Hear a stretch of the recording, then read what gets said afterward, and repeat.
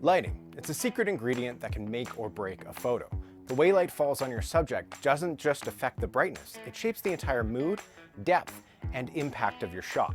Today we're breaking down how different types of lighting work, how to use them to your advantage, and when to break the rules. Let's dive in.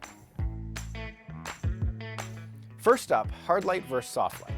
Hard light comes from a single direct source like the sun or a flash, and it creates sharp shadows and a bold, dramatic look. Soft light, on the other hand, is diffused and comes from larger or indirect sources, like an overcast sky or a bounce or something. This kind of light wraps around your subject, reducing shadows and creating a natural, flattering look. If you're shooting portraits, soft light is usually your best friend.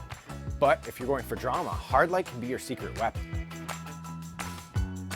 Now let's talk directional lighting, or where your light is coming from.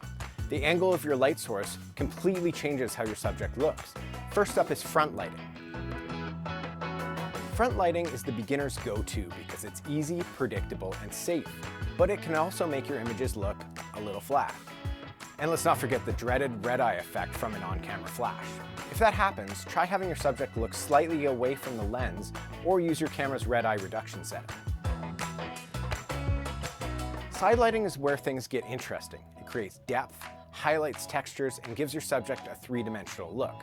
Early morning or late afternoon light is perfect for this. That's why golden hour is a photographer's best friend. But side lighting is tricky for portraits. It can be a little too harsh on skin. A combo of front and side lighting, that's where the sweet spot is for flattering portraits. This one's a challenge, but when done right, it can create some seriously stunning shots. If your subject looks too dark, you've got a few tricks to fix it. Add a fill flash to brighten the front, change your angle to reduce the backlight, or use a reflector to bounce the light back onto your subject. Light from above? We're used to it. That's how the sun lights up the world. But too much overhead light can create deep shadows under the eyes and nose. That's why midday sun isn't always the best for portraits. And then there's bottom lighting, aka horror lighting.